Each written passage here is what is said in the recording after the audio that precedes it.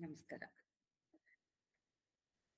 ಎಲ್ಲ ಜ್ಞಾನ ಜ್ಯೋತಿಗಳಿಗೂ ಸಾಷ್ಟಾಂಗ ಪ್ರಣಾಮಗಳು. ನಮ್ಮ ಗುರೂಜಿಗಳಾದ ಶ್ರೀ ನರಸಿಂಹ ಪ್ರಭುಜಿಗಳಿಗೆ ನನ್ನ ಸಾಷ್ಟಾಂಗ ಪ್ರಣಾಮಗಳು. ನಾನೇನೋ ನಿಮ್ಮ ಪ್ರೋತ್ಸಾಹದಿಂದ ಇವತ್ತು ಮೊದಲ ಬಾರಿಗೆ ನನ್ನ ತೊದಲು ನುಡಿಗಳನ್ನ ನಿಮ್ ಮುಂದೆ ಅರ್ಪಿಸ್ತಾ ಇದ್ದೀನಿ. ದಯವಿಟ್ಟು ತಪ್ಪಿದ್ರೆ ಕ್ಷಮಿಸ್ಬೇಕು. ಸ್ವಲ್ಪ ನನ್ಗೆ ತಿದ್ಕೊಳ್ಳಕ್ಕೆ ನಿಮ್ಮ ಸಲಹೆ ಸೂಚನೆಗಳನ್ನ ಕೊಟ್ರೆ ಸಂತೋಷ. ಅಮ್ಮ ಎಂದರೆ ಮೈಮನವೆಲ್ಲ ಹೂವಾಗುವುದಮ್ಮ. ಎರಡಕ್ಷರದಲ್ಲಿ ಏನಿದೆ ಶಕ್ತಿ ಹೇಳುವರಾರಮ್ಮ, ಹೇಳುವರಾರಮ್ಮ. ಅಮ್ಮ ಅಮ್ಮ ತಾಯಿಗೆ ಮಿಂಚಿದ ದೇವರೇ ಇಲ್ಲ ಎನ್ನುವರು ಎಲ್ಲ. ತಾಯಿಯ ಆಸರೆ ತಬ್ಬಲಿಗಿಂತ ಬಯಸುವರಾರಿಲ್ಲ, ಬಯಸುವರಾರಿಲ್ಲ. ಕಂದನು ನುಡಿವ ಮೊದಲನೇ ಮಾತೆ ಅಮ್ಮ ಅಮ್ಮ.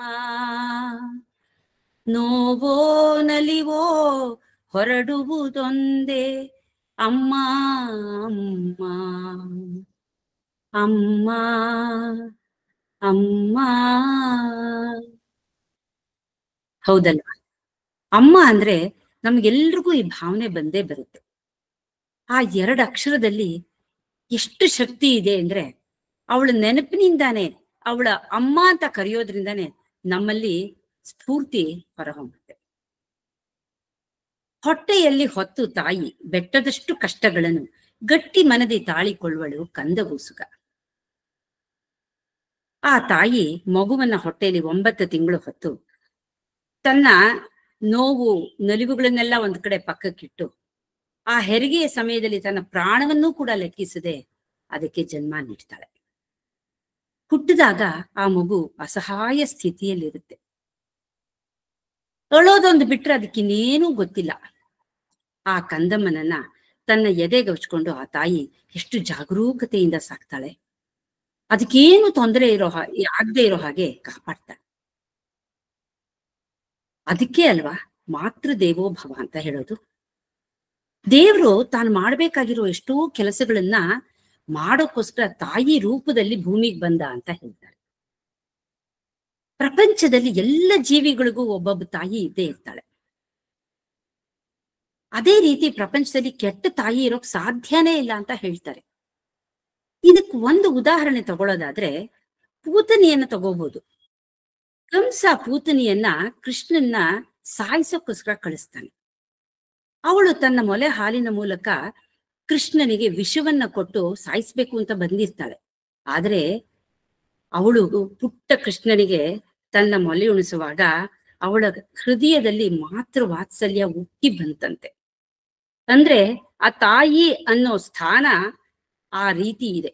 ಅವಳ ಸಾಯಿಸ್ಬೇಕು ಅನ್ನೋ ಭಾವನೆನೇ ಹೋಗ್ಬಿಟ್ಟು ಆ ಮಗುವಿನ ಮೇಲೆ ಅವಳಿಗೆ ವಾತ್ಸಲ್ಯ ಉಕ್ಕಿ ಬಂತು.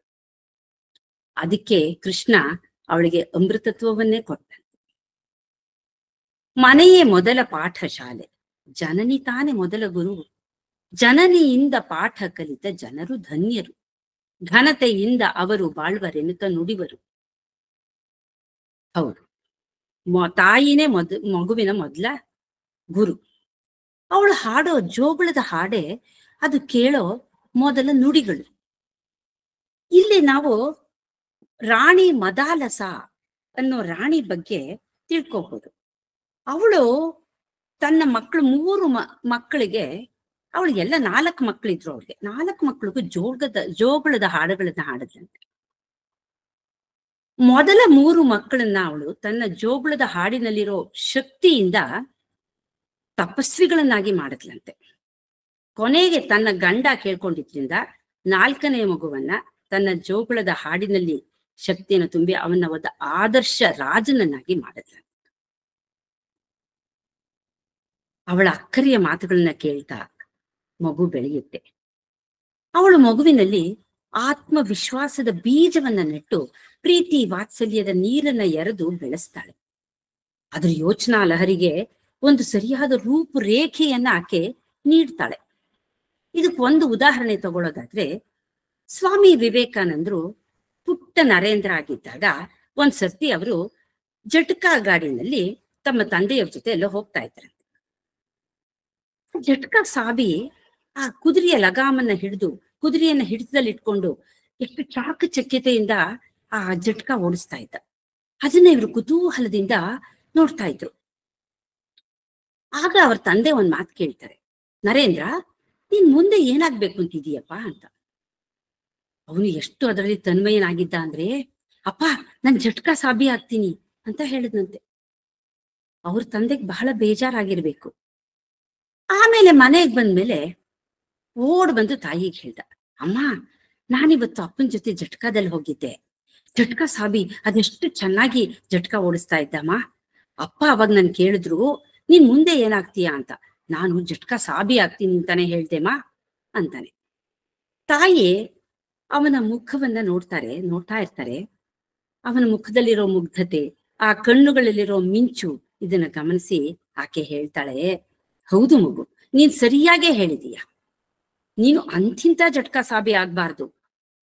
ಮಹಾಭಾರತದ ಯುದ್ಧದಲ್ಲಿ ಅರ್ಜುನನ ರಥವನ್ನ ಓಡಿಸಿದ್ನಲ್ಲ, ಸಾರಥಿಯಾಗಿದ್ನಲ್ಲ ಕೃಷ್ಣ, ಅವನ ತರಹ ಆಗ್ಬೇಕು ಅಂತ ಹೇಳಿದ್ಲ. ಈ ಒಂದು ಮಾತು ಆ ನರೇಂದ್ರನ ಮನಸ್ಸಿನಲ್ಲಿ ಹಾಗೇ ನಿಂತುಬಿಡ್ತು.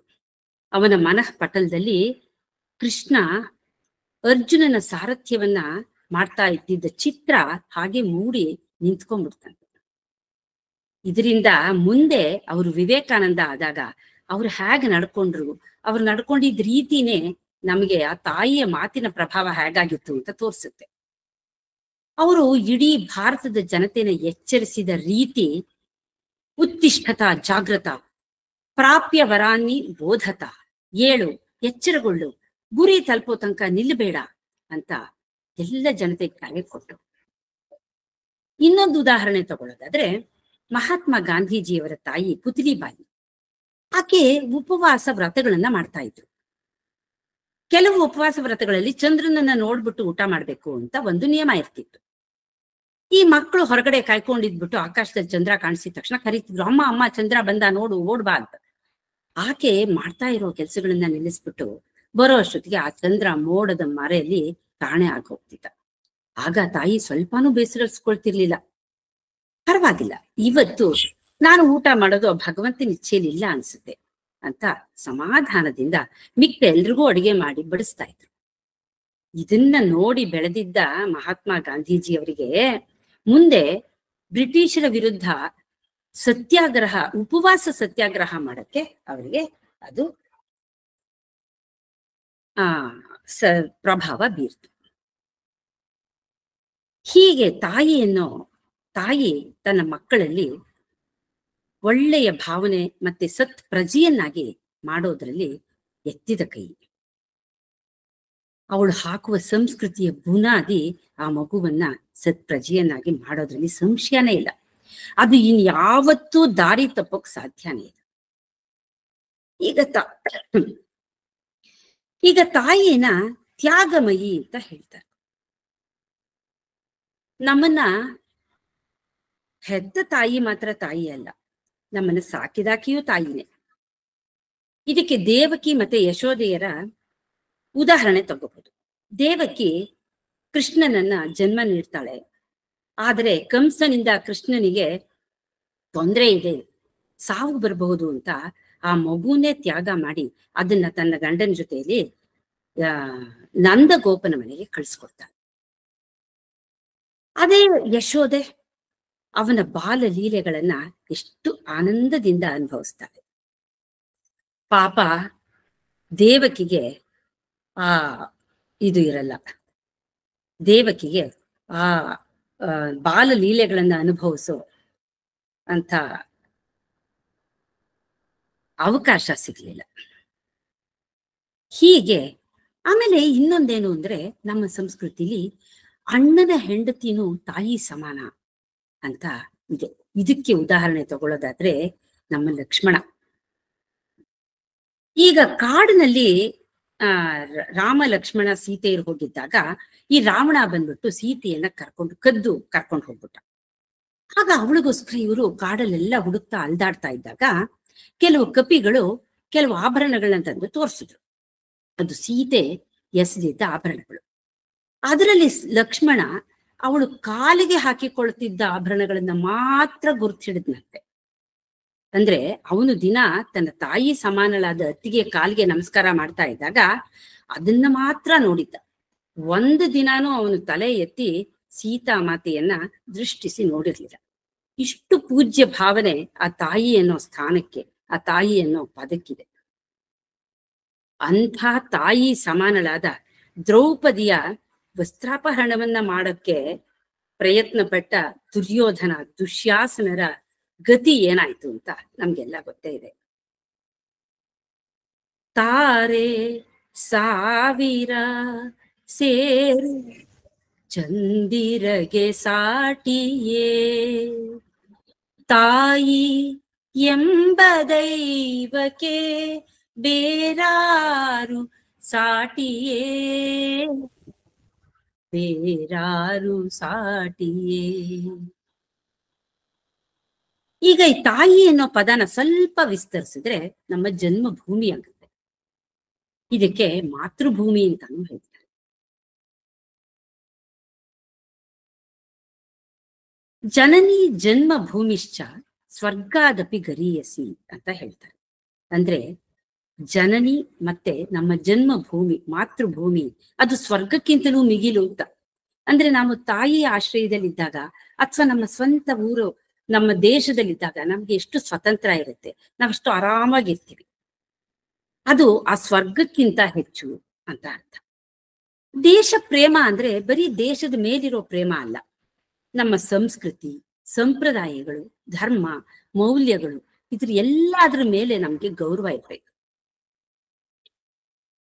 ನಮ್ಮ ಮಾತೃಭೂಮಿ ಮೇಲೆ ಒಂದು ಹಾಡಿದೆ. ಇದನ್ನ ಸ್ವಾತಂತ್ರ್ಯ ಸಂಗ್ರಾಮದ ಕಾಲದಲ್ಲಿ ಹೇಳ್ತಾ ಇದ್ರಂತೆ. ಅದನ್ನ ನಮ್ಮ ತಂದೆಯವ್ರ ಬಾಯಿಂದ ಕೇಳಿದೀನಿ. ಮರೆತೆಯಾತ ಕೈಯ ಮನುಜ ಮಾತೃಭೂಮಿಯ, ನಿರುತ ನಿನ್ನ ಹೊರೆಯ ಹೊತ್ತು ಹೊರೆವ ತಾಯಿಯ. ಮರೆತೆಯಾತ ಕೈಯ ನಿನ್ನ ಮಾತೃಭೂಮಿಯ, 9 ತಿಂಗಳು ತನ್ನೊಳ್ ಇಂಬುಗೊಟ್ಟವಳು ತಾಯಿ, 90 ವರುಷಾದರು ತನಕ ಕುಂಭಿನಿ ತಾಯಲ್ಲೋ ಮನುಜ. ಮರೆತೆಯಾತ ಕೈಯ ನಿನ್ನ ಮಾತೃಭೂಮಿಯ. ಗೇಣು ಭೂಮಿಗಾಗಿ ನಿನ್ನ ಪ್ರಾಣ ಹೋಗಲೆಂದೆನ್ನೋಡಿ, ಕಾಣದೇನೋ ನಾಡೆ ಪರರಧೀನವಾಗಿಹುದೋ ಮನುಜ. ಮರೆತೆಯಾತ ಕೈಯ ನಿನ್ನ ಮಾತೃಭೂಮಿಯ. ಸತ್ತು ಬಿದ್ದರೆ ಹೆತ್ತ ತಾಯಿ 10 ದೂರ ಸರಿಯುವಳು, ಮತ್ತೆ ಭೂಮಿ ತಾಯಿಯು ನಿನ್ನನು ಎತ್ತಿಕೊಳ್ಳುವಳೋ ಮನುಜ. ಮರೆತೆಯಾತ ಕೈಯ ನಿನ್ನ ಮಾತೃಭೂಮಿಯ. ಹಬ್ಬ, ಎಂಥ ಹಾಡಲ್ವಾ! ಈ ಹಾಡನ್ನ ಕೇಳಿದ ಯಾರಿಗಾದ್ರೂ ಮಾತೃಭೂಮಿಗೋಸ್ಕರ ಎಂಥ ತ್ಯಾಗಕ್ಕಾದ್ರೂ ಸಿದ್ಧ ಆಗೋದ್ರಲ್ಲಿ ಸಂಶಯನೇ ಇಲ್ಲ. ಆ ಪರರ ಆಡಳಿತದ ಶೃಂಖಲೆಯಲ್ಲಿ ಸಿಕ್ಕಿಕೊಂಡಿದ್ದ ನಮ್ಮ ಭಾರತ ಮಾತೆಯನ್ನ ಸ್ವತಂತ್ರಳನ್ನಾಗಿ ಮಾಡೋಕೆ ಎಷ್ಟು ಜನ ತಮ್ಮ ಪ್ರಾಣವನ್ನ ಆಹುತಿ ಕೊಟ್ಟಿದ್ದಾರೆ ಅಂತ ನಮಗ್ ಗೊತ್ತು. ಅದನ್ನ ನಾವು ಮರೆತ್ರೆ ಅವರು ಮಾಡಿದ ತ್ಯಾಗ ವ್ಯರ್ಥವಾಗ್ಬಿಡುತ್ತೆ. ಅದಕ್ಕೆ ನಾವು ಸರಿಯಾದ ದಾರಿಯಲ್ಲಿ ನಡೆದು ನಮ್ಮ ಮಾತೃಭೂಮಿಯ ಋಣವನ್ನ ಸ್ವಲ್ಪವಾದ್ರೂ ತೀರ್ಸೋಕೆ ಪ್ರಯತ್ನ ಪಡಬೇಕು. ಈಗ ಮಾತೃಭೂಮಿಯ ಇನ್ನು ಸ್ವಲ್ಪ ವಿಶಾಲವಾದ ಅರ್ಥ ತಗೊಂಡ್ರೆ ಅದು ಪ್ರಕೃತಿ ಮಾತೆ. ಈ ವೈವಿಧ್ಯಮಯವಾದ ಪ್ರಪಂಚ ಕಾಣಿಸ್ತಾ ಇದೆಯಲ್ಲ, ಅದಕ್ಕೆ ನಾವು ಪ್ರಕೃತಿ ಮಾತೆ ಅಂತ ಹೇಳ್ತೀವಿ. ಆ ಮಾತೆಯ ಸೌಂದರ್ಯ ಅಪ್ಪ ವರ್ಣಿಸಕ್ಕೆ ಅಸಾಧ್ಯ. ಈ ಪ್ರಕೃತಿನಲ್ಲಿ ಎಷ್ಟು ಅನುಭವಗಳಲ್ವಾ, ಸಂತೋಷ, ದುಃಖ, ಆಶ್ಚರ್ಯ, ಆಘಾತ, ನೋವು, ನಲಿವು, ವಿಧ ವಿಧವಾದ ಅನುಭವಗಳು. ಪ್ರಕೃತಿ ಮಾತೆ ನಮಗೆ ಹೊಟ್ಟೆಗೆ ಆಹಾರ ಕೊಡ್ತಾಳೆ, ಕುಡಿಯಕ್ಕೆ ಅಮೃತ ಸಮಾನವಾದ ನೀರನ್ನ ಕೊಡ್ತಾಳೆ. ಸಸ್ಯ ಶ್ಯಾಮಲೆಯಾದ ಆಕೆ ನಮ್ಮ ಕಣ್ಣಿಗೆ ತಂಪನ್ನ ಕೊಡ್ತಾಳೆ. ಸೂರ್ಯ, ಚಂದ್ರ, ನಕ್ಷತ್ರ, ಗ್ರಹಗಳು, ಗುಡ್ಡ, ಬೆಟ್ಟ, ನದಿಗಳು ಒಂದ್ ಕಡೆ ನಮ್ಮ ಕಣ್ಣಿಗೆ ಹಬ್ಬ ಆದ್ರೆ ಜುಳು ಜುಳು ಅಂತ ಹರಿತಿರೋ ನದಿ ಇದ್ದಕ್ಕಿದ್ದ ಹಾಗೆ ಪ್ರವಾಹವಾಗಿ ಇಡೀ ಊರನ್ನೇ ನುಂಗು ಬಿಡುತ್ತೆ. ತಣ್ಣಗಿರೋ ಬೆಟ್ಟ ಇದ್ದಕ್ಕಿದ್ದ ಹಾಗೆ ಜ್ವಾಲಾಮುಖಿಯಾಗಿ ಸಿಡಿದು ಬಿಡುತ್ತೆ. ಶಾಂತಳಾಗಿದ್ದ ಪ್ರಕೃತಿ ಮಾತೆ ಇದ್ದಕ್ಕಿದ್ದ ಹಾಗೆ ಯಾಕೆ ರೌದ್ರಾವತಾರವನ್ನ ತಾಳ್ತಾ ಇದ್ದಾಳೆ? ಪ್ರಕೃತಿ ಮಾತೆ ನಮಗೆ ಪಾಠನ ಹೇಳ್ತಾ ಇದ್ದಾಳೆ. ಮನೆಯೇ ಮೊದಲ ಪಾಠಶಾಲೆ, ಜನನಿ ತಾನೇ ಮೊದಲ ಗುರು ಅಂತ ಹೇಳಿದ್ರಲ್ವಾ. ಈಗ ಪ್ರಕೃತಿ ಮಾತೆ ನಮಗೆ ಎರಡನೇ ಗುರುವಾಗಿ ಬಂದಿದ್ದಾಳೆ. ನಮಗ್ ಸ್ವಲ್ಪ ಬುದ್ಧಿ ಬಂದ ಮೇಲೆ ನಾವು ಪ್ರಕೃತಿ ಮಾತೆಯನ್ನ ನೋಡ್ತಾ ಬೆಳಿತೀವಿ. ಅಲ್ಲಾಗೋ ಬದಲಾವಣೆಗಳೆಲ್ಲ ನೋಡ್ತೀವಿ. ಅದರಿಂದ ನಾವೇನ್ ಕಲಿಬೇಕು? ವೇದಾಂತಿ ಹೇಳಿದನು, ಹೊನ್ನೆಲ್ಲ ಮಣ್ಣು ಮಣ್ಣು, ಕವಿಯೊಬ್ಬ ಹಾಡಿದನು, ಮಣ್ಣೆಲ್ಲ ಹೊನ್ನು ಹೊನ್ನು. ವೇದಾಂತಿ ಹೇಳಿದನು, ಈ ಹೆಣ್ಣು ಮಾಯೆ ಮಾಯೆ, ಕವಿಯೊಬ್ಬ ಕನವರಿಸಿದನು, ಓಹೋ ಇವಳೆ ಚೆಲುವೆ, ಇವಳ ಜೊತೆಯಲ್ಲಿ ನಾನು ಸ್ವರ್ಗವನೇ ಗೆಲ್ಲುವೆ, ಸ್ವರ್ಗವನೇ ಗೆಲ್ಲುವೆ. ಹೀಗೆ ವೇದಾಂತಿ ಮತ್ತೆ ಕವಿ ಇಬ್ರು ಪ್ರಕೃತಿಯನ್ನ ನೋಡೋ ರೀತಿ ಬೇರೆ, ದೃಷ್ಟಿ ಬೇರೆ. ಇದಕ್ಕೆ ದೃಷ್ಟಿ ಸೃಷ್ಟಿ ಅಂತಾರೆ. ನಾವು ಯಾವ ರೀತಿ ನೋಡ್ತೀವೋ ದೃಷ್ಟಿಸ್ತೀವೋ ಆ ರೀತಿ ನಮಗೆ ಸೃಷ್ಟಿ ಕಾಣಿಸುತ್ತೆ. ವೇದಾಂತಿ ಪ್ರಕೃತಿಯನ್ನ ನೋಡ್ತಾನೆ, ಅನುಭವಿಸ್ತಾನೆ, ಅನುಭವದಿಂದ ಪಾಠ ಕಲಿತಾನೆ. ಇದೆಲ್ಲ ಬದಲಾಗ್ತಾ ಇದೆ. ಇದು ಯಾವುದು ಶಾಶ್ವತವಾಗಿಲ್ಲ. ಹಾಗಾದ್ರೆ ಯಾವುದು ಶಾಶ್ವತ ಅಂತ ಅವನಿಗೆ ಪ್ರಶ್ನೆ ಉದ್ಭವಿಸುತ್ತೆ. ಇದಕ್ಕುತ್ತರ ನಮ್ಮ ಮುಂದಿನ ತಾಯಿ ವೇದ ಮಾತೆ ಕೊಡ್ತಾಳೆ. ತಾಯಿ ಮಗುಗೆ ಆಟ ಆಡಕ್ಕೆ ಬೇಕಾದಷ್ಟು ಆಟದ ಸಾಮಾನು ಕೊಡ್ತಾಳೆ, ಬೊಂಬೆಗಳನ್ನು ಕೊಡ್ತಾಳೆ. ಅದ್ ಆಟ ಆಡ್ಕೊಂಡು ಆರಾಮಾಗಿ ಆನಂದವಾಗಿರುತ್ತೆ. ಹಸ್ವಾದ್ರೆ ಅಳುತ್ತೆ, ಅದಕ್ಕೆ ಊಟ ಕೊಡ್ತಾಳೆ, ಹಾಲು ಕೊಡ್ತಾಳೆ. ಅದ್ ಸ್ವಲ್ಪ ನಿದ್ದೆ ಮಾಡುತ್ತೆ, ಆರಾಮಾಗಿರುತ್ತೆ. ಆಮೇಲೆ ಎದ್ದ ಮೇಲೆ ಅದಕ್ಕೆ ಆಟನೂ ಬೇಡ, ಬೇಜಾರಾಯ್ತು, ಊಟನೂ ಬೇಡ, ಹೊಟ್ಟೆ ತುಂಬಿದೆ. ಈಗ ಅದಕ್ಕೆ ಅಮ್ಮನೇ ಬೇಕು. ಅದು ಅಳುತ್ತೆ, ಅಮ್ಮ ಬೇಕು. ಆಗ ಅಮ್ಮ ಬಂದು ಅದನ್ನ ಎತ್ಕೋತಾಳೆ. ಹಾಗೆ ನಮ್ಗೆ ಪ್ರಕೃತಿ ಮಾತೆ ಈ ಪ್ರಪಂಚವನ್ನ ನಮ್ಗೆ ಆಟ ಆಡಕ್ಕೆ ಕೊಟ್ಟಿದ್ದಾಳೆ. ನಾವು ಬೇಕಾದಷ್ಟು ಆಟ ಆಡ್ತೀವಿ. ಆಟ ಆಡಿ ಆಡಿ ಕೊನೆಗೊಂದ್ ದಿವಸ ಬೇಜಾರಾಗುತ್ತೆ. ಅವಳು ನಮ್ಗೆ ಊಟಕ್ಕೂ ಬೇಕಾದಷ್ಟು ಕೊಟ್ಟಿದ್ದಾಳೆ, ಹೊಟ್ಟೆನೂ ತುಂಬುತ್ತೆ. ಆದ್ರೆ ನಮಗೆ ಇನ್ನೇನೋ ಕಡಿಮೆ, ಇನ್ನೇನೋ ನನ್ನ ಹತ್ರ ಇಲ್ಲ ಅನ್ಸ್ತಾ ಇರುತ್ತೆ. ಅದೇನು? ಅದು ಅಮ್ಮ. ಅಮ್ಮನೇ ಬೇಕು ನನಗೆ, ಆ ಜಗನ್ಮಾತೆನೇ ಬೇಕು ಅಂತ ಹಂಬಲಿಸಿದಾಗ ಆ ವೇದ ಮಾತೆ ನಮಗ್ ಸಿಗ್ತಾಳೆ. ವೇದೋಖಿಲೋ ಧರ್ಮ ಮೂಲಂ ಅಂತ ಹೇಳ್ತಾರೆ. ವೇದ ಅಂದ್ರೆ, ವೇದ ಎಲ್ಲ ಧರ್ಮಗಳ ಸಂಪ್ರದಾಯಗಳ ಮೂಲ ಅಂತ ಹೇಳ್ತಾರೆ. ವೇದ ಅಂದ್ರೆ ಜ್ಞಾನ. ಯಾವುದ್ರ ಜ್ಞಾನ? ಜೀವ ಅಂದ್ರೆ ಏನು, ಜಗತ್ತು ಅಂದ್ರೆ ಏನು, ಈ ಜೀವನಿಗೂ ಜಗತ್ತಿಗೂ ಏನ್ ಸಂಬಂಧ, ಈ ಪ್ರಪಂಚ ಹೇಗ್ ಸೃಷ್ಟಿ ಆಯ್ತು, ಸೃಷ್ಟಿಕರ್ತ ಇದಾನ ಅಥವಾ ಇಲ್ವಾ, ಇದ್ರೆ ಹೇಗಿದ್ದಾನೆ, ಆ ಸೃಷ್ಟಿಕರ್ತನಿಗೂ ನಮಗೂ ಏನ್ ಸಂಬಂಧ? ಇದೆಲ್ಲ ಪ್ರಶ್ನೆಗಳು. ಒಬ್ಬೊಬ್ಬೊಬ್ಬ ಎಷ್ಟು ಪ್ರಶ್ನೆಗಳಲ್ವಾ. ಈ ಎಲ್ಲ ಪ್ರಶ್ನೆಗಳಿಗೂ ವೇದ ಮಾತೆ ಉತ್ತರ ಕೊಡ್ತಾಳೆ. ಮತ್ತೆ ನಾವು ಶಾಂತಿ ಸಮಾಧಾನದಿಂದ ಈ ಪ್ರಪಂಚದಲ್ಲಿ ಜೀವನ ಮಾಡೋಕೆ ನಮಗೆ ಮಾರ್ಗದರ್ಶನ ಕೊಡ್ತಾಳೆ. ಅದೇ ರೀತಿ ನಾವು ಈ ಸಂಸಾರದಿಂದ ಮುಕ್ತರಾಗಕ್ಕೂ ಕೂಡ ಆಕೆ ನಮಗೆ ಮಾರ್ಗದರ್ಶನ ನೀಡ್ತಾಳೆ. ಪ್ರಾಚೀನ ಕಾಲದ ಋಷಿಗಳು ತಪಸ್ ಮಾಡ್ತಾ ಇದ್ದಾಗ ಅವರಿಗೆ ಈ ವೇದಗಳು ಗೋಚರ ಆಯ್ತಂತೆ. ಇದಕ್ಕೆ ಅಪೌರುಷೇಯ ಅಂತಾರೆ. ಆಮೇಲೆ ಇದಕ್ಕೆ ಶ್ರುತಿಗಳು ಅಂತಾನು ಕರೀತಾರೆ. ವೇದಗಳು ಇಡೀ ವಿಶ್ವಕ್ಕೆ ಜ್ಞಾನ ಭಂಡಾರ. ಖಗೋಳಶಾಸ್ತ್ರದ ಪ್ರಕಾರ ವೇದಗಳು ಸುಮಾರು ಕ್ರಿಸ್ತಪೂರ್ವ 6000 ವರ್ಷಗಳಷ್ಟು ಹಿಂದಿನದು ಅಂತ ಹೇಳ್ತಾರೆ.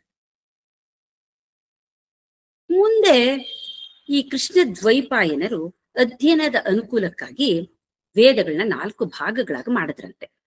ಋಗ್ವೇದ, ಯಜುರ್ವೇದ, ಸಾಮವೇದ, ಅಥರ್ವಣ ವೇದ ಅಂತ. ಪ್ರತಿಯೊಂದು ವೇದಗಳಲ್ಲೂ 4 ಹಂತಗಳಿವೆ.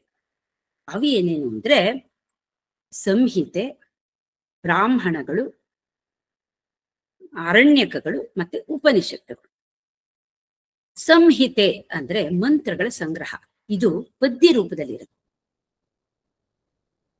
ಮನನಾತ್ರಾಯತೆ ಇತಿ ಮಂತ್ರ ಅಂತ ಹೇಳ್ತಾರೆ. ಅಂದ್ರೆ ಮನನ ಮಾಡೋದ್ರಿಂದ ಮಂತ್ರಗಳು ನಮ್ಮನ್ನ ರಕ್ಷಿಸತ್ವೆ ಅಂತ ಇದರ ಅರ್ಥ. ಬ್ರಾಹ್ಮಣಗಳಲ್ಲಿ ವೇದ ಮಂತ್ರಗಳ ವಿವರಣೆ ಇದೆ. ಯಜ್ಞ ಯಾಗಾದಿಗಳ ವಿಧಾನಗಳನ್ನ ಇದು ಹೇಳುತ್ತವೆ. ಅರಣ್ಯಕಗಳು ಅಂದ್ರೆ ಋಷಿಗಳು ಅರಣ್ಯದಲ್ಲಿ ಶಾಂತ ವಾತಾವರಣದಲ್ಲಿ ಕೂತ್ಕೊಂಡು ಈ ವೇದ ಮಂತ್ರಗಳ ಅರ್ಥವನ್ನ ಚಿಂತಿಸಿದ್ರಂತೆ. ಆಗ ಅವರಿಗೆ ಯಜ್ಞ ಯಾಗಾದಿಗಳಲ್ಲಿ ಇರೋ ಆಧ್ಯಾತ್ಮಿಕ ರಹಸ್ಯ, ಮಂತ್ರಗಳ ಹಿಂದಿನ ಆಧ್ಯಾತ್ಮಿಕ ರಹಸ್ಯ, ಆಮೇಲೆ ಧಾರ್ಮಿಕ ಮಹತ್ವ ಇದೆಲ್ಲ ಗೊತ್ತಾಯ್ತಂತೆ. ಸಂಹಿತೆ, ಬ್ರಾಹ್ಮಣ ಮತ್ತೆ ಅರಣ್ಯಕಗಳು ಕರ್ಮ ಪ್ರಧಾನವಾದ ವಿಷಯವನ್ನ ಹೇಳೋದ್ರಿಂದ ಇದಕ್ಕೆ ಕರ್ಮಕಾಂಡ ಅಂತ ಕರೀತಾರೆ. ಅದೇ ಉಪನಿಷತ್ತು ಅಂದ್ರೆ ಅದು ಜೀವ, ಜಗತ್ತು, ಬ್ರಹ್ಮ, ಆಮೇಲೆ ಆತ್ಮ ಇದ್ರ ಬಗ್ಗೆ ವಿವರಣೆ ನೀಡುತ್ತೆ. ಅದಕ್ಕೆ ಅದನ್ನ ಜ್ಞಾನಕಾಂಡ ಅಂತ ಕರೀತಾರೆ.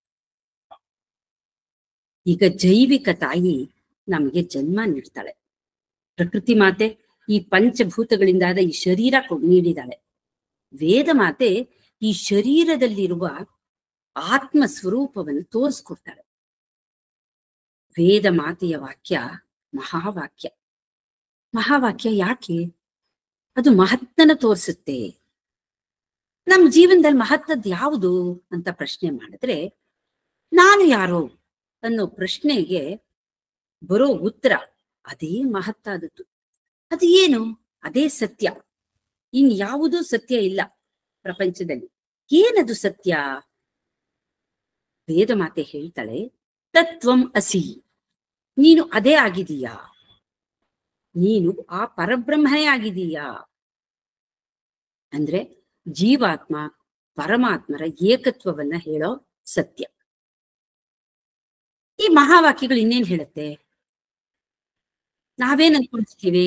ಜೀವಾತ್ಮನಾದ ನಾನು ಅಲ್ಪ, ಪರಮಾತ್ಮ ಅನಂತ, ನಾನು ಒಂದು ಸಣ್ಣ ಹನಿ, ಪರಮಾತ್ಮ ದೊಡ್ಡ ಸಮುದ್ರ ಅಂತ ಅನ್ಕೊಂಡಿರ್ತೀವಿ.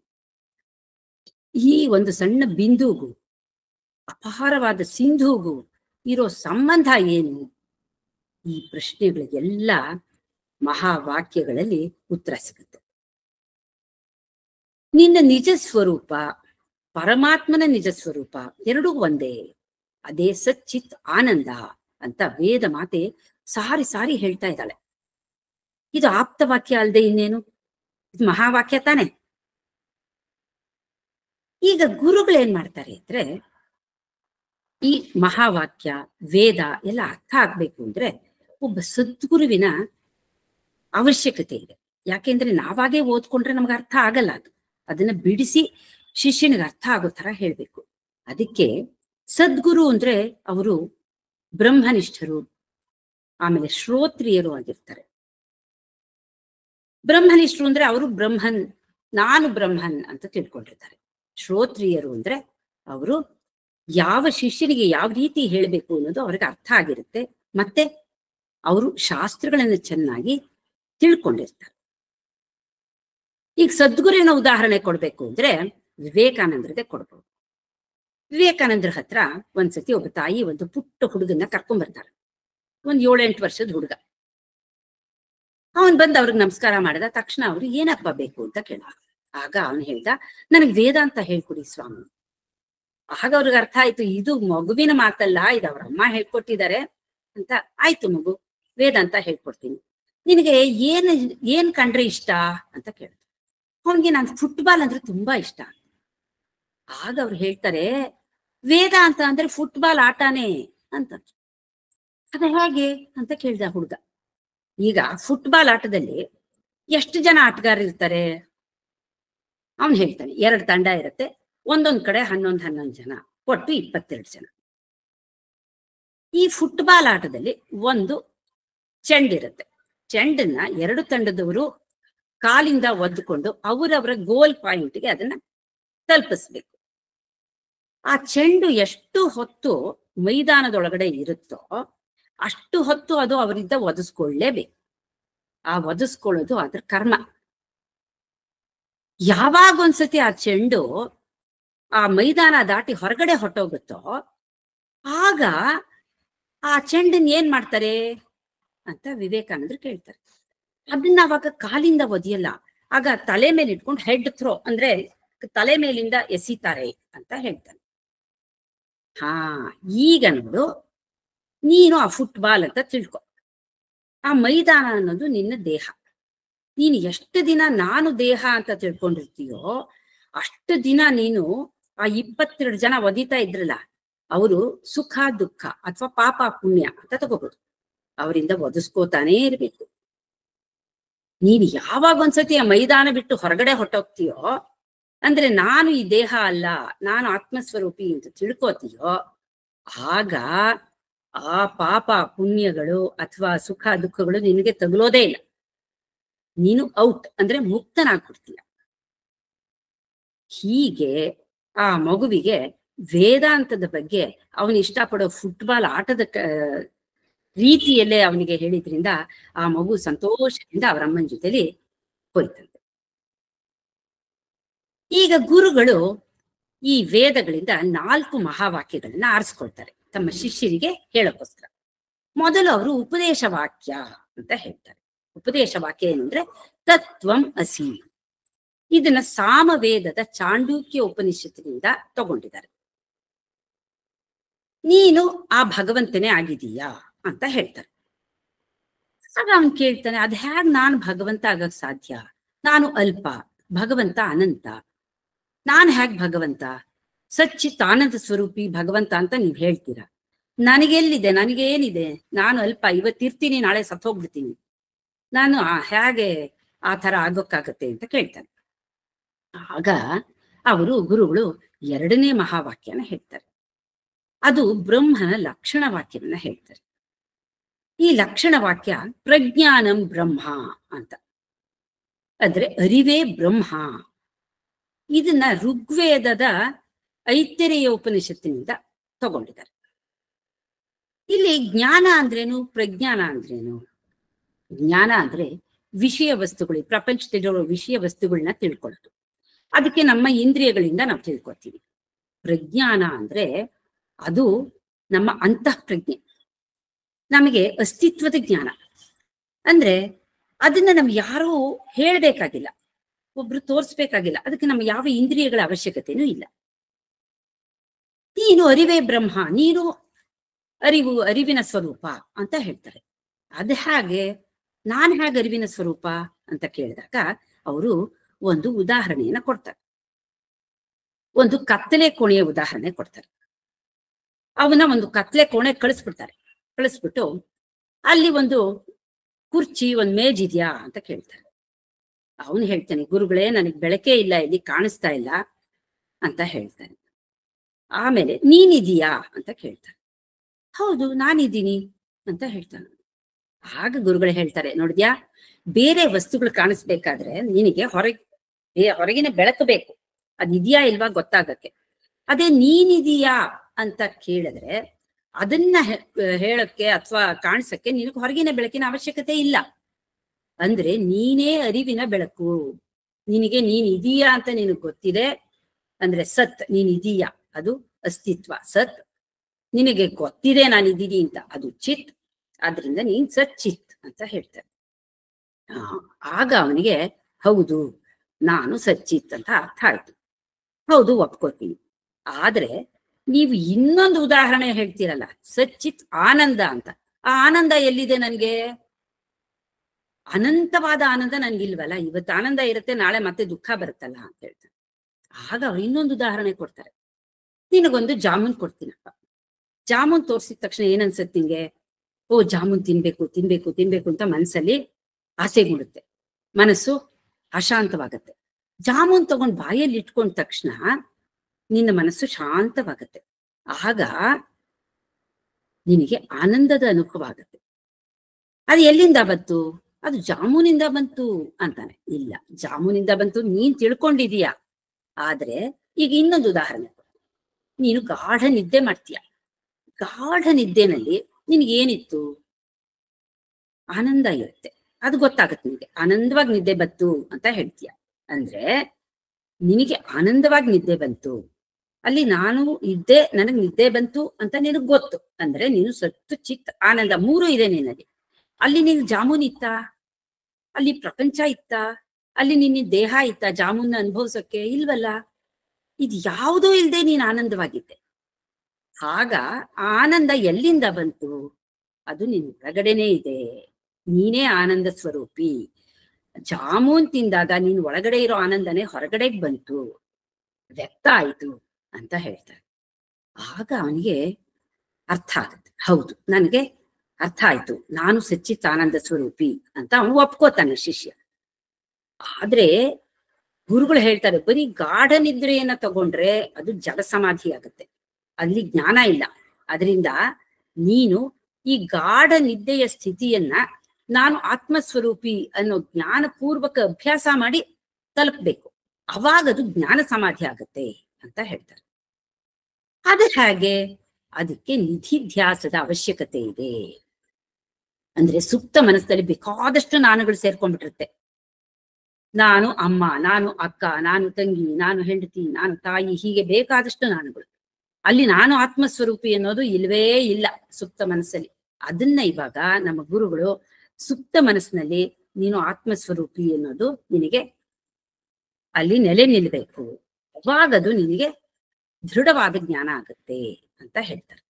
ಆಗ ಅವನಿಗೆ ಅಭ್ಯಾಸ ವಾಕ್ಯ ಹೇಳ್ಕೊಡ್ತಾರೆ.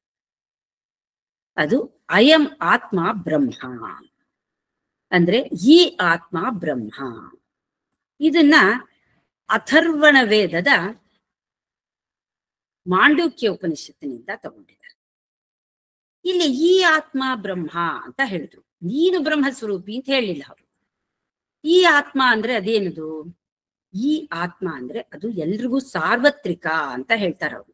ಅಂದ್ರೆ ಆತ್ಮ ಅನ್ನೋದು ಒಬ್ಬನ ವಸ್ತು ಅಲ್ಲ, ಅದು ಇಡೀ ಪ್ರಪಂಚದಲ್ಲಿರೋ ಎಲ್ಲ ಚರಾಚರ ವಸ್ತುಗಳಲ್ಲೂ ಇರೋ ಆತ್ಮ ಎಲ್ಲವೂ ಬ್ರಹ್ಮನೇ ಅಂತ ಹೇಳ್ತಾರೆ.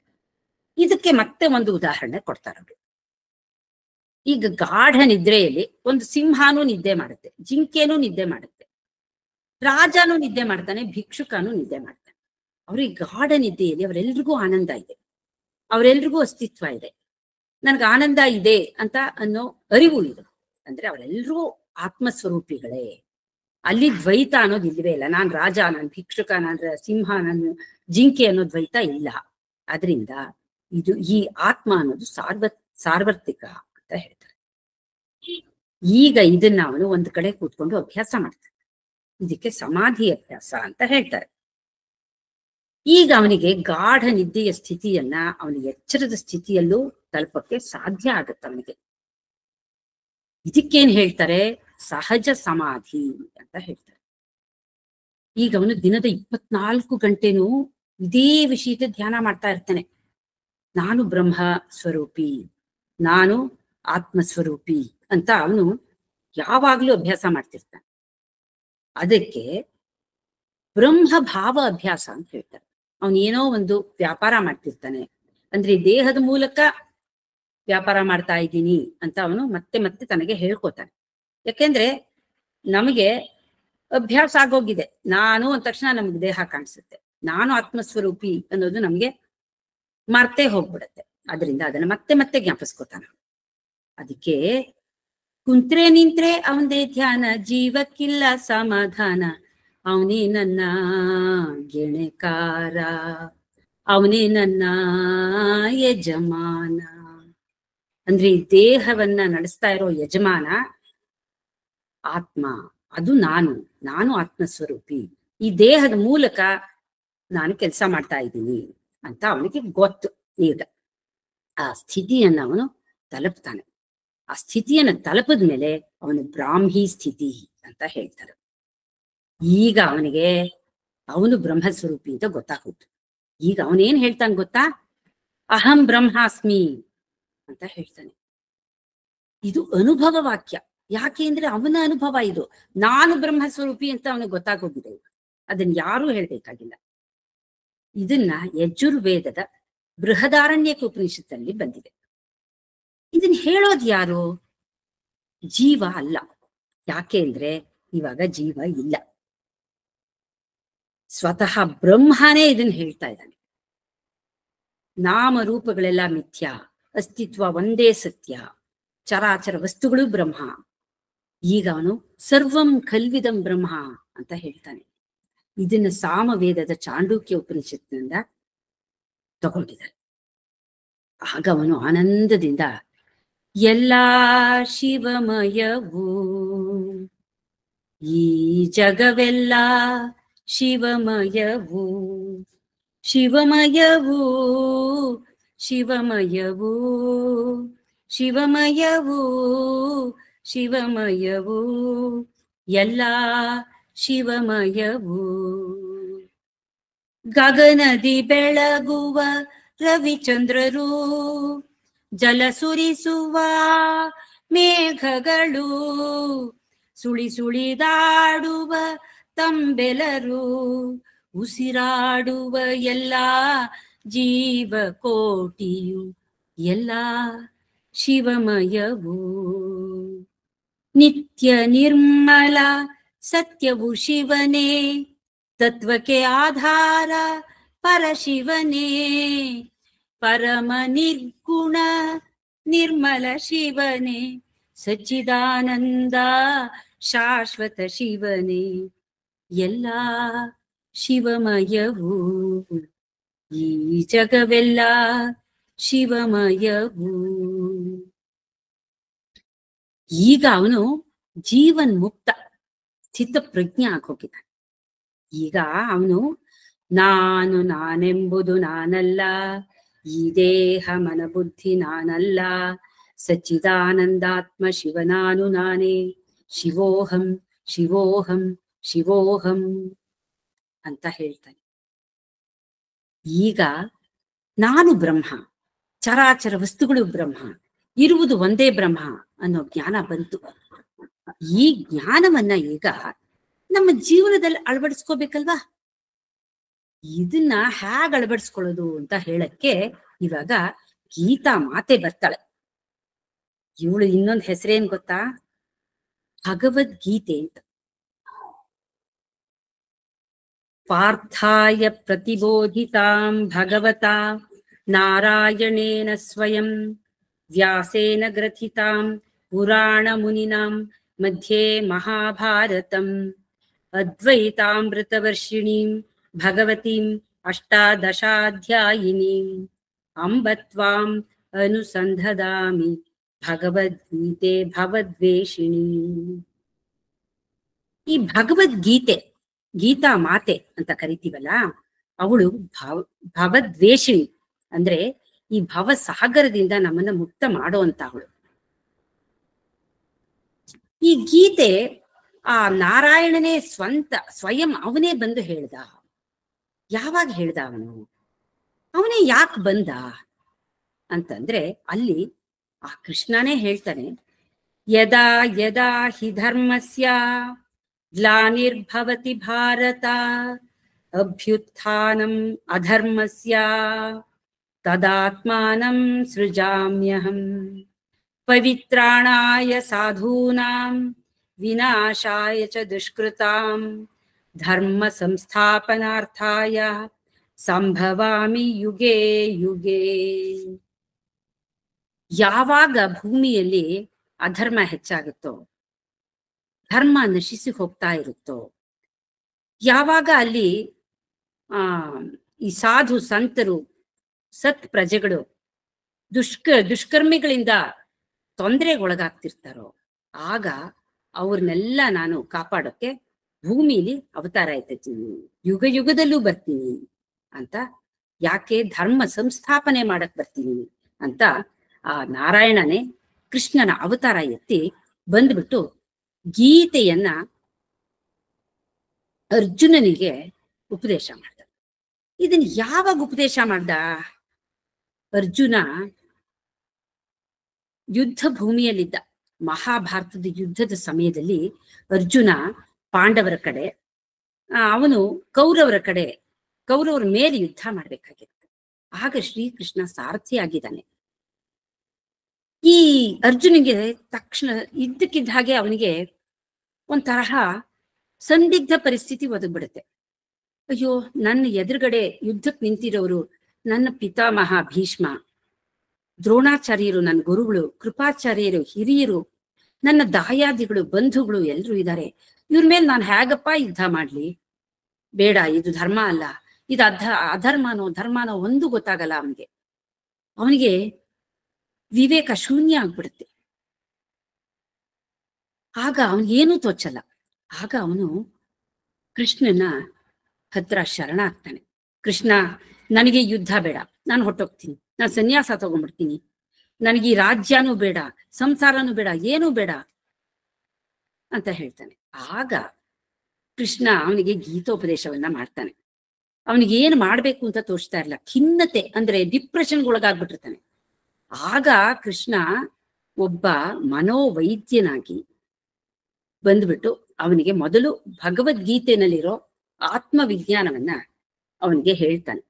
ಅಂದ್ರೆ ನೀನ್ ಯಾರು, ಈ ಪ್ರಪಂಚ ಏನು, ನಾನು ಯಾರು ಅಂದ್ರೆ ಭಗವಂತ ಯಾರು, ಪ್ರಪಂಚದಲ್ಲಿ ನೀನು ನಿಮಿತ್ತ ಮಾತ್ರ, ನಿನ್ನ ಕೆಲಸ ಮಾಡೋದಷ್ಟೇ ನಿನಗೆ ಬಂದಿರೋ ಕೆಲಸ ಮಾಡೋದಷ್ಟೇ ನಿನ್ ಕರ್ತವ್ಯ, ನೀನು ಕೆಲಸ ಮಾಡು, ಅದರ ಫಲಾಫಲಗಳನ್ನ ನನಗೆ ಅರ್ಪಿಸ್ಬಿಡು, ಅವಾಗ ನಿನ್ಗೇನು ತೊಂದರೆ ಆಗಲ್ಲ ಅಂತ ಅವನಿಗೆ ಆ ಕೃಷ್ಣ ಉಪದೇಶ ಮಾಡಿಬಿಟ್ಟು ಅವನ ಮನಸ್ಸಿನಲ್ಲಿರೋ ಖಿನ್ನತೆಯನ್ನ ಹೋಗ್ಲಾಡಿಸ್ಬಿಟ್ಟು ಅವನಿಗೆ ಆತ್ಮಜ್ಞಾನವನ್ನ ಬೋಧಿಸ್ತಾನೆ. ಇಲ್ಲಿ ಈ ಅರ್ಜುನ ಅನ್ನೋನು ನಿಮ್ಮೆಲ್ಲರ ರೆಪ್ರೆಸೆಂಟೇಟಿವ್. ಅವನೊಂದು ಜೀವ. ಈಗ ನಾವುನು ಪ್ರಪಂಚದಲ್ಲಿ ಪ್ರಪಂಚ ಅನ್ನೋದು ಕುರುಕ್ಷೇತ್ರ ಯುದ್ಧ ಭೂಮಿ. ಇಲ್ಲಿ ನಾವು ರಥ ಅನ್ನೋದು ನಮ್ಮ ದೇಹ. ಆ ದೇಹದಲ್ಲಿ 5 ಇಂದ್ರಿಯಗಳಿದೆಯಲ್ಲ, ಅದು ಆ ರಥಕ್ಕೆ ಕಟ್ಟಿರೋ 5 ಕುದುರೆಗಳು. ಮನಸ್ಸು ಅನ್ನೋದು ಲಗಾಮು, ಬುದ್ಧಿ ಅನ್ನೋದು ಸಾರಥಿ.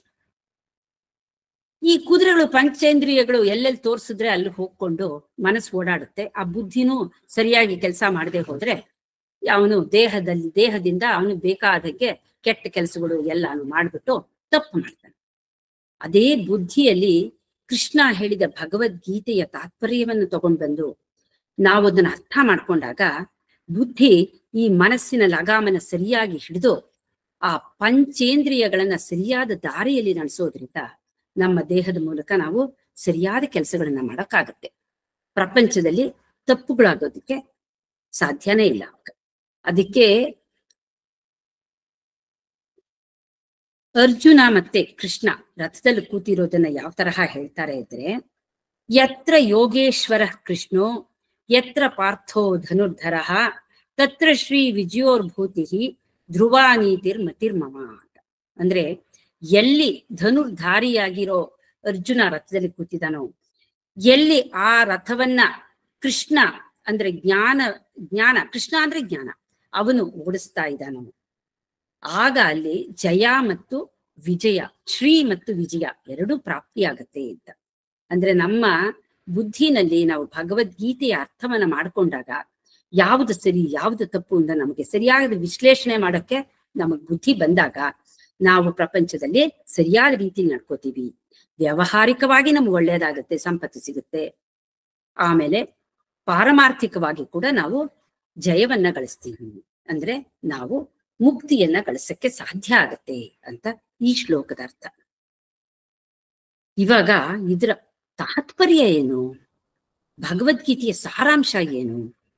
ಅದು ಬ್ರಹ್ಮ ವಿದ್ಯಾಯಾಂ ಯೋಗಶಾಸ್ತ್ರೇ ಶ್ರೀಕೃಷ್ಣಾರ್ಜುನ ಸಂವಾದೆ ಪ್ರಥಮೋಧ್ಯಾಯ ಅಥವಾ ದ್ವಿತೀಯೋಧ್ಯಾಯ ಅಂತ ಪ್ರತಿ ಅಧ್ಯಾಯದ ಕೊನೆಯಲ್ಲಿ ಇದನ್ನ ಹೇಳಿದ್ದಾರೆ. ಅಂದ್ರೆ ಇದರಲ್ಲಿ ಭಗವದ್ಗೀತೆಯಲ್ಲಿ ಏನ್ ಹೇಳ್ತಾರೆ, ಬ್ರಹ್ಮವಿದ್ಯೆ. ಬ್ರಹ್ಮವಿದ್ಯೆ ಅಂದ್ರೆ ಆಧ್ಯಾತ್ಮ ವಿಜ್ಞಾನ. ಆಧ್ಯಾತ್ಮ ವಿಜ್ಞಾನ ಅಂದ್ರೆ ಅದೇ ನಾವಂದ್ವಲ್ಲ, ತತ್ವಮಸಿ, ನೀನು ಆ ಪರಂಬ್ರಹ್ಮನೇ, ಸರ್ವಂ ಖಲ್ವಿದಂ ಬ್ರಹ್ಮ, ಎಲ್ಲವೂ ಪರಬ್ರಹ್ಮ ಸ್ವರೂಪನೇ. ಇದನ್ನ ತಿಳ್ಕೊಂಡಾಗ ಇಲ್ಲಿ ಇರೋದೆಲ್ಲ ಆ ಪರಬ್ರಹ್ಮನ ಮಾಯಾ ಶಕ್ತಿಯಿಂದ ಬಂದ ಈ ಪ್ರಕೃತಿ ಮಾತೆ ಅಂತ ಹೇಳ್ತೀವಿ, ಅವಳು ಯಾರೂ ಅಲ್ಲ, ಆ ಮಾಯಾ ಶಕ್ತಿಯ ಒಂದು ವಿಕ್ಷೇಪ ಮತ್ತೆ ಆವರಣ ಅಂತ ಎರಡು ಶಕ್ತಿ ಇರುತ್ತೆ. ಆ ವಿಕ್ಷೇಪ ಶಕ್ತಿಯೇ ನಮ್ಗೆ ಈ ತರ ಗೋಚರ ಆಗ್ತಾ ಇದೆ.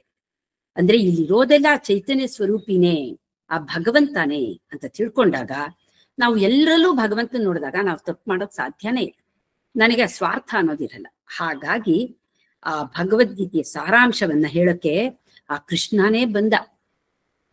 ಕೃಷ್ಣನೇ ಬಂದು ಆ ಬ್ರಹ್ಮ ವಿದ್ಯೆಯನ್ನ ಹೇಳಿ ಯೋಗ ಶಾಸ್ತ್ರವನ್ನೂ ಕೂಡ, ಅಂದ್ರೆ ಬ್ರಹ್ಮ ವಿದ್ಯೆ ಅಂದ್ರೆ ಆಧ್ಯಾತ್ಮ ವಿಜ್ಞಾನ, ಯೋಗ ಶಾಸ್ತ್ರ ಅಂದ್ರೆ ಅದನ್ನ ನಾವು ಹೇಗೆ ನಮ್ಮ ಜೀವನದಲ್ಲಿ ಅಳವಡಿಸ್ಕೋಬೇಕು ಅನ್ನೋ ತಂತ್ರಜ್ಞಾನ, ಇದನ್ನ ಅವನು ಹೇಳ್ಕೊಟ್ಟ. ಕರ್ಮವನ್ನ ಕರ್ಮಯೋಗವಾಗಿ ಹೇಗ್ ಮಾಡ್ಬೇಕು ಅಂತ ಹೇಳ್ಕೊಟ್ಟ. ಇದನ್ನ ಈ ಭೂಮಿಲಿ ಜಾಸ್ತಿ ಅಧರ್ಮ ಹೆಚ್ಚಾದಾಗ ಎಲ್ಲ ಸಾಧು ಸಂತರು, ಎಲ್ಲ ಒಳ್ಳೆಯ ಜನಗಳು, ಸತ್ಪುರುಷರು ಅವನ ಪ್ರಾರ್ಥನೆ ಮಾಡಿದಾಗ ಆ ಭಗವಂತ ಸ್ವಯಂ ಬಂದು ಇಲ್ಲಿ ಧರ್ಮವನ್ನ ಸಂಸ್ಥಾಪನೆ ಮಾಡ್ತಾನೆ. ಭೂಮಿಗೆ ಬಂದ ದೇವಕಿ ಕಂದ, ನಾ ಬೇಡಲು ನನ್ನ ಕಾಪಾಡಲು. ಹೀಗೆ ಭಗವಂತ ಭೂಮಿಗೆ ಓಡೋಡ್ ಬರ್ತಾನೆ. ಇದನ್ನ ಸಮಷ್ಟಿ ಕರೆ ಅಂತ ಹೇಳ್ತಾರೆ. ಸಮಷ್ಟಿ ಅಂದ್ರೆ ಇಡೀ ಸಮಷ್ಟಿಯಲ್ಲಿ ತೊಂದರೆ ಆದಾಗ ಅವನು ಬರ್ತಾನೆ. ಹೀಗೆ ನಾವು ಕರ್ಮಯೋಗದ ರೀತಿಯಲ್ಲಿ ಮಾಡಿದಾಗ ಆತ್ಮನೋ ಮೋಕ್ಷಾರ್ಥಂ ಜಗದ್ಹಿತಾಯಚ ಅನ್ನೋ ರೀತಿಯಲ್ಲಿ ನಡ್ಕೋಬಹುದು. ಹೀಗೆ ಭಗವದ್ಗೀತೆಯಲ್ಲಿ ಮೊದಲ 6 ಅಧ್ಯಾಯಗಳಲ್ಲಿ ತ್ವಂ ಪದಾರ್ಥ ಅಂದ್ರೆ ಜೀವದ ಬಗ್ಗೆ ಹೇಳಿದ್ದಾರೆ. ಆಮೇಲೆ 7ರಿಂದ 12ನೇ ಅಧ್ಯಾಯದ ತನಕ ತತ್ ಪದಾರ್ಥ ಅಂದ್ರೆ ಈಶ್ವರನ ಬಗ್ಗೆ ಹೇಳಿದ್ದಾರೆ. ಆಮೇಲೆ 13ರಿಂದ 18ನೇ ಅಧ್ಯಾಯದ ತನಕ ಹಸಿ ಜೀವಾತ್ಮ ಮತ್ತೆ ಪರಮಾತ್ಮರ ಏಕತ್ವವನ್ನ ಹೇಳಿದ್ದಾರೆ. ಈಗ ಗೀತಾ ಮಾತೆ ಎಷ್ಟು ಗೌರವ ಇದೆ ಅಂದ್ರೆ ನಮ್ಮ ದೇಶದ ನ್ಯಾಯಾಲಯಗಳಲ್ಲೂ ಕೂಡ ಭಗವದ್ಗೀತೆಯ ಪುಸ್ತಕವನ್ನ ಆ ಸಾಕ್ಷಿ ಕಟ್ಟೆಯಲ್ಲಿ ನಿಂತವರು ಅದನ್ನ ಮುಟ್ಟಿ ಪ್ರಮಾಣ ಮಾಡ್ತಾರೆ. ನಾನು ಸತ್ಯವನ್ನೇ ನುಡಿಯುತ್ತೇನೆ, ಸತ್ಯವಲ್ಲದೆ ಬೇರೇನೂ ಹೇಳಲ್ಲ ಅಂತ. ಇದಕ್ಕೆ ಅರ್ಥ ಏನು?